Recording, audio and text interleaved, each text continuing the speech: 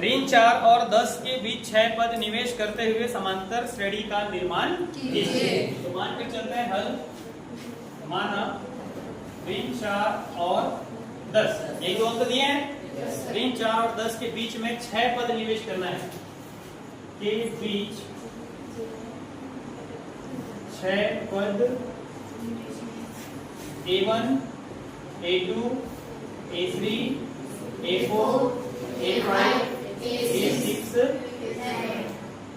निवेश करना हमको पता नहीं है, इसलिए हम मानकर चलते हैं कि ये जो 6 ब्लॉक हम लिख रहे हैं A1 A2 A3 A4 A5 A6 ये बीच के 6 पद है ना।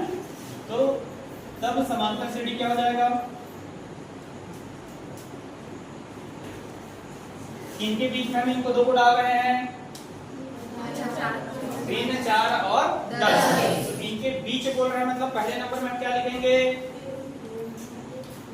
पहले नंबर में क्या रहेगा?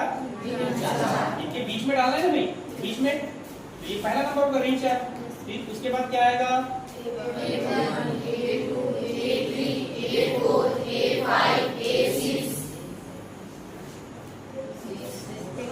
और उसके बाद आखिरी में 10।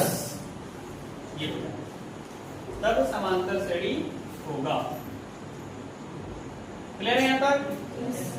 अब इस समांतर श्रेणी में हम देखते हैं क्या क्या है। तो सबसे पहले यहाँ प्रथम पद A का मान पता है क्या है? प्रथम पद जो पहले नंबर में है वो प्रथम पद है। तो प्रथम पद है यहाँ -4। अंतिम पद 10। अंतिम पद या इसी को हम बोल सकते हैं, कितने पद है इसमें टोटल? कुल पदों की संख्या 8। 6 पद बीच में है और शुरू आखिर मिलाकर 8। अंतिम पद या 8वां पद बराबर है 10। ये भी समझ में आ गया? पदों की संख्या n बराबर है 8। पदों की संख्या भी पता चल गया। सर्वांतर हमें पता है कि यहाँ पर सर्वांतर निकाल सकते हैं क्या? हम इसमें सर्वांतर नहीं निकाल सकते। इसलिए नहीं निकाल सकते क्योंकि हमें A1 क्या है पता नहीं है ना भाई। हम यहाँ पर सर्वांतर नहीं निकाल सकते, तो हम मान कर चलेंगे। माना सर्वांतर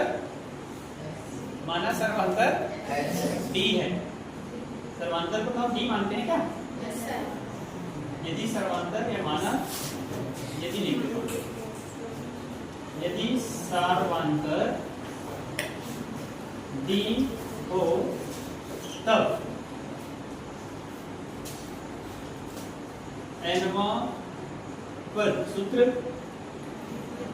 an बराबर होता है a plus n-1 Guna d। अब इसमें हमें क्या क्या पता है वो देखिए। क्या हमें nवां पद की जगह पर अंतिम पद पता है? 8वां पद। इसे nवां पद को हम अंतिम पद करके भी लिखते हैं ना, दोनों सूत्र सेम होता है। अंतिम पद कहो या nवां पद कहो, अंतिम पद मतलब l से प्रदर्शित करेंगे लास्ट, ठीक है। तो अंतिम पद या nवां पद बराबर सूत्र होता है a plus n-1 into d। अब यहाँ n के जगह पर हम क्या रखेंगे? पदों की संख्या 8। तो 8वां पद बराबर क्या हो जाएगा?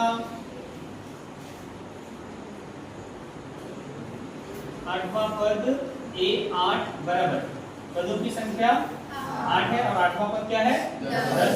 8वां पद है 10। लिख सकते हैं ऐसा? अंतिम पद या 8वां पद कितना है? 10। 8 वाला पद। अब यहाँ पर ये सूत्र लगाते हैं। a का मतलब लिखो प्लस n का मान 8 माइनस गुना बराबर 10। ऋण 4 को पक्षांतर कर दूं, 8 में 1 को घटा दूं, 7d बराबर 10 धन 4। धन 4 होगा ऋण 4 होगा, क्योंकि इधर ऋण है तो उधर जाएगा तो d बराबर क्या हो जाएगा? 14/7। 10 धन 4 14 और ये 7 गुना में है, पक्षांतर करेंगे तो d बराबर कितना हो गया? 2। d बराबर 2। d का मान निकल गया। अब देखिए हमें a का मान पता है, d का मान पता है। तो जब हमें a और d का मान पता है तो हम जितने पद कहें उतने पद निकाल सकते हैं। तो अब हम व्यापक समीकरण की ओर चलते हैं। हमने कुछ दिन पहले समांतर श्रेणी का व्यापक समीकरण पढ़े थे, याद करो। a plus b, a plus 2d, a plus 3d, ऐसे पढ़े थे ना? Yes sir. तो उसी के अकॉर्डिंग अब हम इसमें से a1, a2, a3, a4, a5 इनका मान निकालते हैं। यहाँ a बराबर -4 है और d बराबर हमने अभी प्राप्त किया है 2। तब a1 बराबर, a2 बराबर, a3 बराबर, a4 बराबर, a5 बराबर, a6, इनके मान हमको निकालना है। तो a1 का मान दूसरे नंबर में है, ठीक है। तो जो दूसरे नंबर में होता है उसमें हम क्या लिखते हैं? a प्लस b, समानता को जोड़ते हैं प्रथम पद में। तो ये हो जाएगा a plus d, a plus 2d, a plus 3d,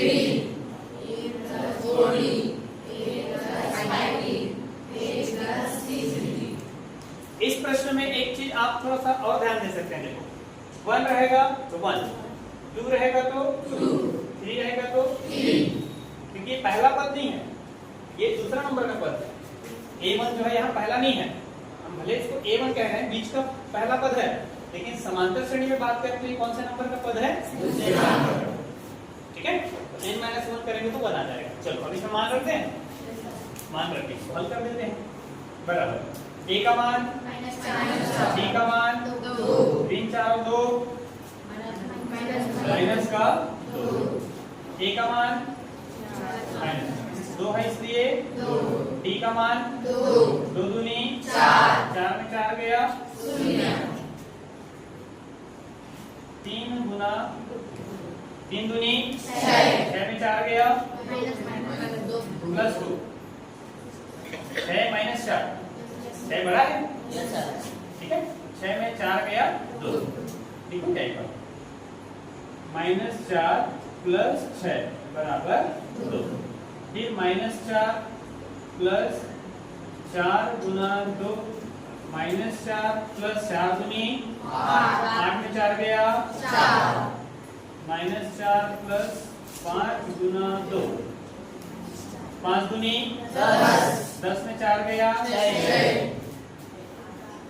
और -4 प्लस 6 गुना 6 दूनी -4 प्लस 6 दूनी 12 में 4 गया 8। तो इस प्रकार से ये पूरा क्रम आ गया। 3 2 0 2 4 6 8 और 8 के बाद क्या आता है? 10, वही है 8 के बाद 10, ठीक है।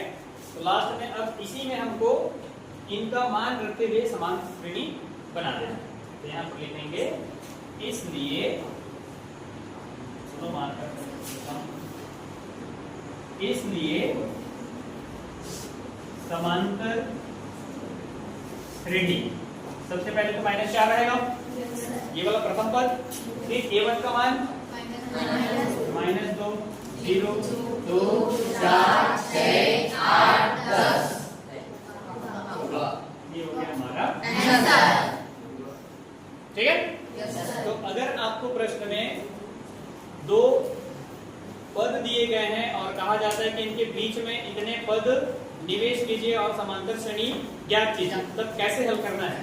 तो सबसे पहले तो आपको मानकर चलना है कि माना जो 2 संख्याएं आपको दिए रहेंगी उनके बीच जितने भी पद बोलेंगे, इस प्रश्न में 6 बोला था तो हमने 6 लिखा, इसी में अगर 5 बोलेगा तो 5, जितनी डिमांड उतना लिखना है। क्लियर है?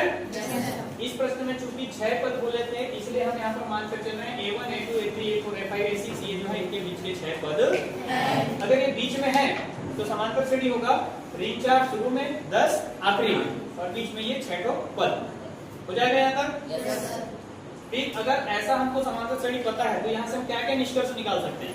तो सबसे पहले तो हम निकाल सकते हैं कि प्रथम पद a बराबर n4, अंतिम पद 8वां पद बराबर 10 है, पदों की संख्या n बराबर 8 है। फिर यहाँ पर चूंकि सर्वांतर पता नहीं है, निकाल नहीं सकते हम, तो मानकर चलते हैं कि यदि सर्वांतर d हो तब nवां पद या अंतिम पद का सूत्र होता है a + n - 1 × d। फिर यहाँ पर अंतिम पद जो है हमको पता है कि अंतिम पद कितना है 10, बराबर हमने 10 लिख दिया। फिर इधर इस सूत्र में मान रख देते हैं, तो a का मान -4, n का मान 8 पद दिख रहे हैं इसलिए 8 -1, सूत्र का -1 है, और ये d का मान हमको निकालना है, d बराबर इधर 10। फिर इसको हल करेंगे, हल करने पर d का मान आ गया। अब हमें a का मान पता है, d का मान पता है, तो एडी चोटी 1 करते हुए हम आंसर ला सकते हैं। ठीक है, एडी, ठीक है, और ऐसे चोटी तक पहुंचना है। समझ में आ गया? तो a और d का मान रखकर हमको ऐसे व्यापक समीकरण के थ्रू बीच के पद निकालने हैं, और बीच के पद निकाल के ऐसे रख देंगे। ठीक है, तो ऐसी शेष सवालों को आप लोग और बनाकर देखें उदाहरणों की सहायता लेते हुए। चलिए आज के लिए बस इतना ही।